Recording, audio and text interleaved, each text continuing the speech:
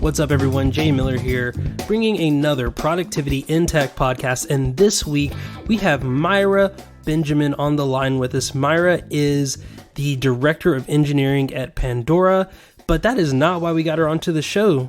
Maira is the creator of the Tech Intersections Conference. That is a conference for women of color in the tech space.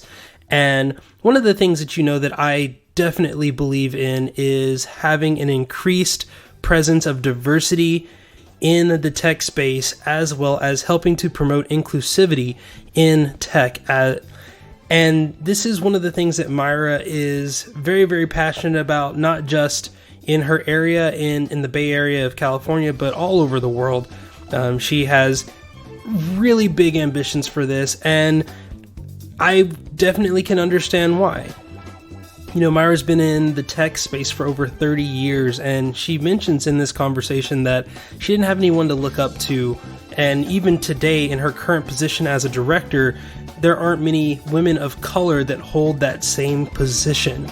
So there aren't many peers for her in the tech space, and she is doing everything in her power to make sure that that is not a problem for women in tech in the future, especially women of color. And I really enjoyed this conversation. I am definitely going to be promoting this episode and the conference a little bit harder than I usually do because I fully believe 100% in the mission that Maira has. And I think that they have a great opportunity here to do something really phenomenal. You know, I'm so excited for this conference. I jokingly told her, you know, if you want to start a Men of Color in Tech conference, let me know. I'll be more than happy to go. And if you're not a woman of color, that doesn't mean that you should turn this episode off at all. There is a great conversation that we have. And also, I just want to remind you, if you like this conversation, it doesn't end with this podcast episode. There's an entire second interview done on the after show, and you can get to that by supporting not only Productivity in Tech, but some of the other podcasts that I work with and on, like Ask a Brit, the Waffling Tailors, and many other podcasts that are a part of J&J Media, which is the media production company that I run. But I'm not going to dally with all this promotion anymore. This is my conversation with Maira Benjamin.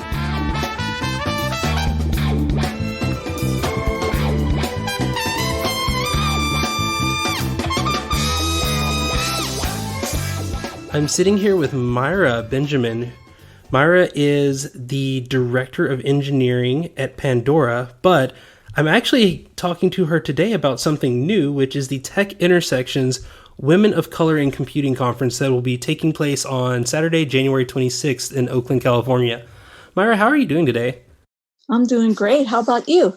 I am doing absolutely wonderful. Really quick, let people know. I've noticed in your bio, like you've been in tech for some time, and you've done a lot of really cool things. Let people know a little bit about some of the things that you've done and what you're up to now. Sure. I've been in tech for over 30 years. And as you mentioned, I'm the Director of Engineering at Pandora currently.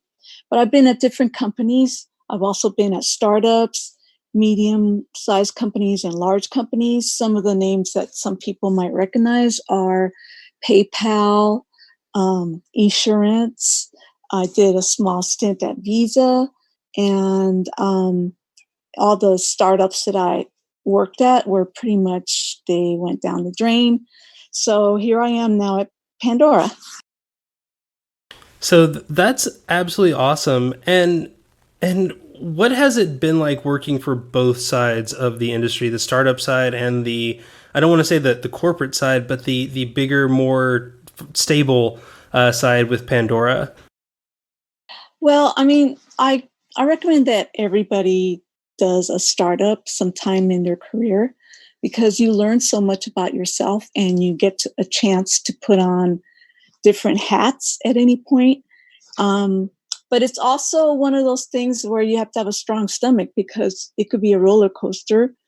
It could go down spectacularly, or if you're lucky and you're in one of the 98% of startups that succeed, then you'll have a great ride.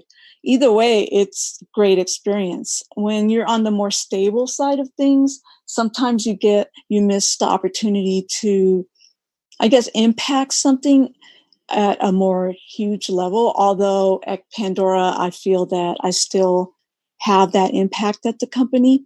So it just depends on your personality about what you can stomach and what you're looking for.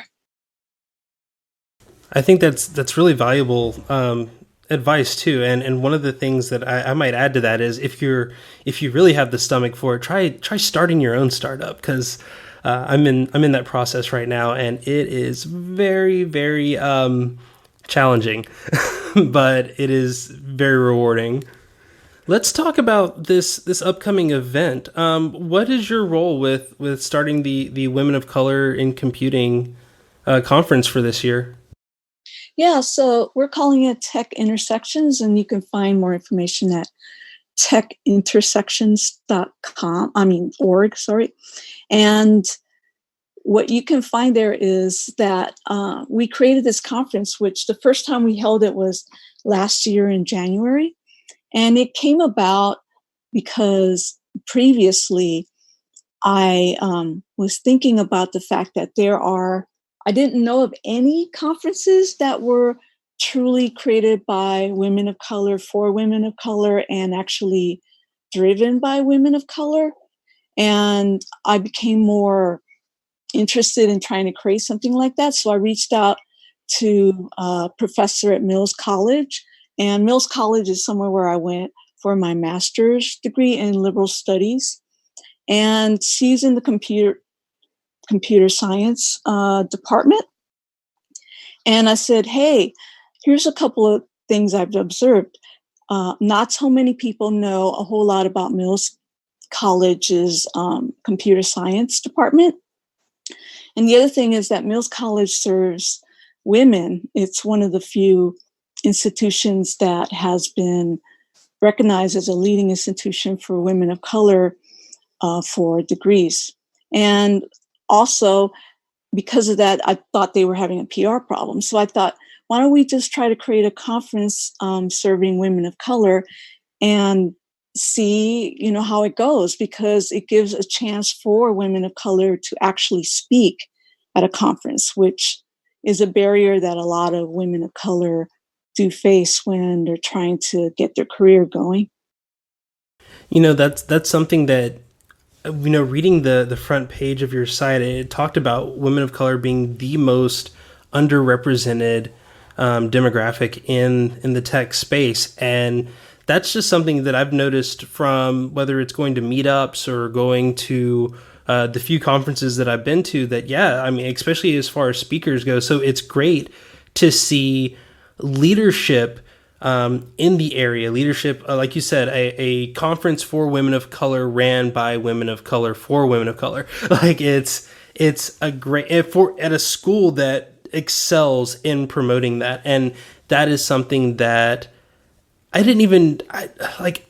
feel bad, because as a person of color, I would think like, oh yeah, that's something that I should be thinking about all the time, but it is inherently a problem that people don't think about it because it doesn't affect them. And has that been something that you've noticed for women of color just getting into the industry, that a lot of the inherent problems that they face often come from just lack of, I would say, empathy? I think it's more about, I don't know if it's so much about lack of empathy, but a lack of connection, access, and awareness. Also, there aren't very many role models for women of color in tech. For me, I'm a woman of color. I didn't have zero role models for me going through the industry. And even now, 30 years in here, it's been very difficult for me to find anyone at my level to talk to about any of this. And I just started thinking about, I don't want women of color to continue facing this, I would say, artificial issue, which we can address as a community. So it's one of the reasons I wanted to push forward with the conference. I love the fact that you mentioned having role models at your level, and that's something that even to this day there's still a problem with. And I'm looking at the speakers that you have available. Miriam Aguirre and Edelyn Bobe, and so many founders and senior vice presidents and managers, and that's something that I wish there was more visible representation. And I also see Kaya, who I've had the pleasure to meet before, who's a really awesome developer over at Slack. But it's awesome that this team is creating those role models. They're showcasing those role models. How much of the problems that you feel women of color are running into, and don't get me wrong when I say this, I don't want to make it seem like they're not doing a good job. I think they're doing an excellent job. How much of this do you think is due to, as you mentioned with Mills College, the lack of promotion, the lack of, I'm doing this thing, I'm in this position, I'm one of the few people in this position, let me get in front of other people and let them know that, yes, we do exist? Yeah, it's really all that. If I didn't go ahead and try to do this, it wouldn't exist. I mean, I'm sure it would at some point, but for us as women of color, we have to create our own opportunities and kind of make the path for others so that they can come along with us or follow us. And I have stopped waiting for white men and white women to help us with this anymore. It's about empowering ourselves to try to change the dynamic already. So, and one of the last questions that I definitely wanted to bring up is something that I have not seen before, and that is the Ally Skills Workshop. Please go into detail about the decision to not only try to educate and empower women of color, but also people who want to help be an ally to women of color and helping to see that group advance. Yeah, the Allies Workshop was a great idea that we came up with for the first conference, and it was pretty much sold out, and we're moving forward with it for the second conference. And the reason we want to do it is, of course, is something that I mentioned before, is the awareness factor. And we want to give tools and awareness to people that actually want to help us. You can't engage in this change without allies, without people that want to help you. And you have to give that opportunity to people. You can't just say, "Oh yeah, we want help from you," and not give them the tools or the permission to go ahead and help you. So this is one of the ways to do that. And it's also a way for people that perhaps, our allies who would normally not be part of this conference to be part of the conference and see us as well. I think that is hands down like the coolest thing that I've seen any conference do. And that was actually one of the ways that I was able to reach out was I saw the Twitter profile and I was like, wow, this is really cool. I want to, I don't really feel like I would, the conference isn't for me and that's fine, but I want to help. I want to do something. And then when I saw the Ally conference, the Ally workshop, I was like, oh, wow, I wish I could like fly to Oakland and do something like that. But at the same time, that's such a great way to say, hey, look, even if this doesn't benefit you in an immediate, like getting you hired, what you're doing benefits the entire industry. And that's something that this podcast has always been big about is making sure that we have great representation in our guests, that even our guests that are, I don't want to say traditional, but I would guess like cisgender white males or white women or people that are in the majority in their area or region, we still look for allies in the space and help to promote that. And that's something that, as I've been doing this for a few years, I see a lot of people of color, a lot of women of color who have so much ambition to, whether it's starting your own company or get involved into the scene. It just feels like, how are they not making it? They're doing so great. And I think having workshops like this will help remedy that problem. Definitely. And that's the goal of the workshop, is to help us give those tools and help us move this forward for everyone involved. So I wanted to ask you about the talk that you're giving, called Leveling Up. What is that about?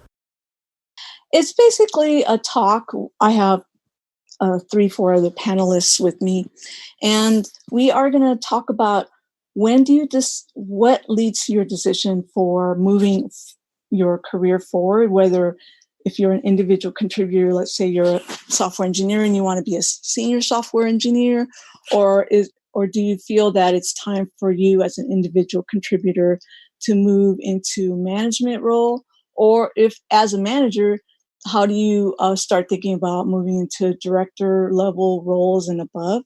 These are things that we'll talk about, how to evaluate that, the pros and cons of these things, and how to start executing it. I think it's a really important thing to talk about, because people don't necessarily understand how to evaluate that.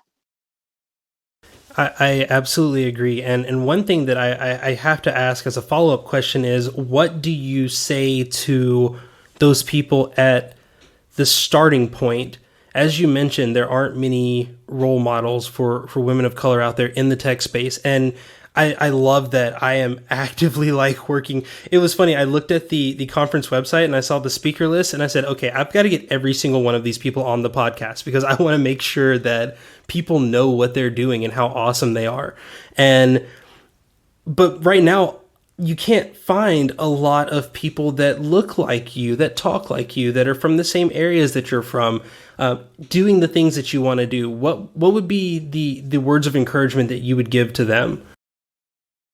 I think that, curiously enough, people get so swept up in their jobs that they don't actually look around themselves to see who else is in the company that may look like them. And then what happens is, if you take that moment to step back and just evaluate your environment, you can actually start creating a community around yourself within that environment. And then the next step is to start looking outside of your workplace and see if there are meetups or organizations with people that look like you, and start going to the meetings to just meet people up. And also on LinkedIn, surprisingly enough, people reach out to me and they say, hey, I'm a woman of color and I'm thinking of this or that, and I would like to talk to you. And I'm always open to that. So don't be shy to just go ahead and introduce yourself on LinkedIn, and just make sure that it doesn't come off as, well, I just want to get this information, I'm never going to see you again. But, that's okay too, because we're all busy. But the main thing is that we need to help each other to get to the next stage in our career. And we can't do this by ourselves. I absolutely agree, and it looks like a lot of these companies agree as well, because you have some great donors with Google and Atlassian and Slack and Yelp, and of course MailChimp and Mozilla. Have you noticed? And I think this will be definitely the last question for the interview before we jump into the after show. But you've been doing this for 30 years now, for 30 plus years. Are we at least getting better about it? I have to have I want to end on a good note. So let me at least give me the little bit of hope that we're doing a little bit better than we were 30 years ago. Well, I can say that we're actually doing a lot better than we were doing even 5, 10 years ago. It wasn't so much and not a whole lot happening the first half of my career. But what I'm seeing now is when I was first joined Pandora, I was the only female engineering manager. And I came there with a mission to stop being the only female engineering manager everywhere I went, right? At that point, it was, I'm done with this. I need to do something about it. And so I started creating a community for women in technology. And we meet every month and we support each other. We amplify our successes and we talk about what we want to do. And fast forward 6 years since then, we now have about 5 female engineering directors, a good handful of female engineering managers. I mean, it's been amazing. It's been the most progress I've seen in my entire career in this one company. And that makes me feel as if we're it's something's happening out there, that the ecosystem is starting to change. So I will say that yes, things are looking a lot better than they used to be. But the thing that isn't looking so great still is that there's a tendency for women generally across the board, whether you're a woman of color or you're a majority woman or whatever you are, that usually within 5 years of you entering the profession, there's a huge drop off. People seem to be leaving the profession. So we're having retention issues. And I'm starting to turn my focus into what's going on there. I kind of suspect that I know what's going on because I've seen it all through my career.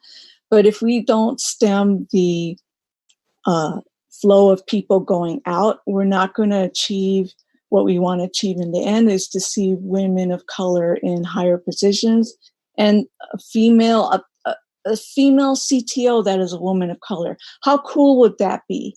I mean, that's what I want to see.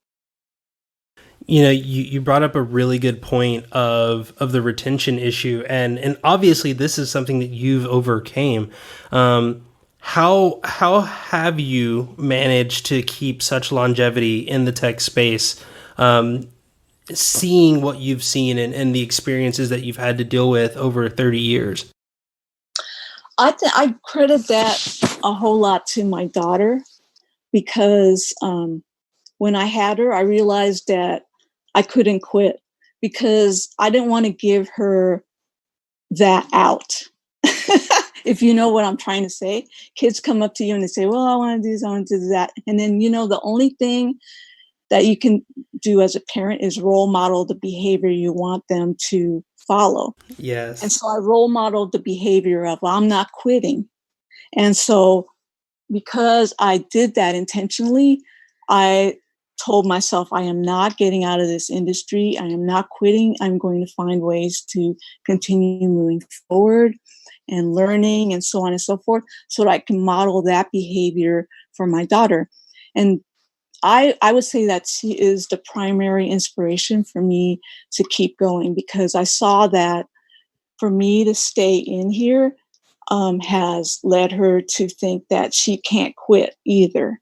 And she's currently following a doctorate degree in biochemical engineering.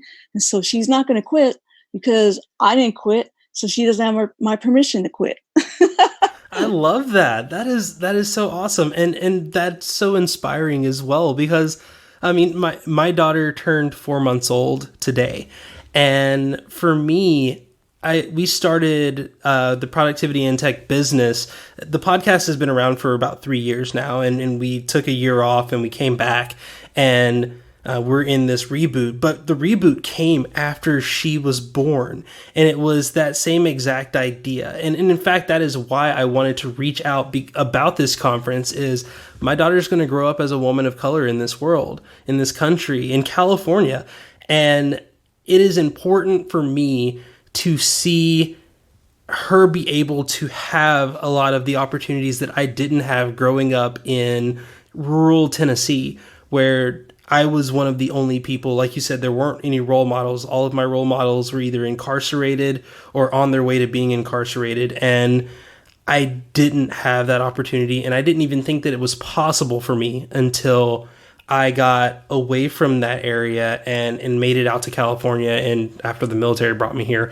But I am so glad that there is a conference like this. And I hope that in 16, 17 years, when she's, getting ready to go to school, getting ready to go to college or whatever she chooses to do, I can, put the bug in her ear about, the 20th or the 16th anniversary of the Tech Intersections conference and get her to go to that. So thank you so much. I hope by then that we're going to be bigger than Grace Hopper. I do too. I hope that I mean, and that's something, and maybe that's a good question to end it on, is what is the future for Tech Intersections? What is the goal? Is it to stay at Mills? Is it to expand and do multiple conferences? What do you see as the next step for Tech Intersections? I mean, I was amazed at how much demand there was for this. The first year we were pretty much sold out and people just wanted to go, and we didn't have the capacity.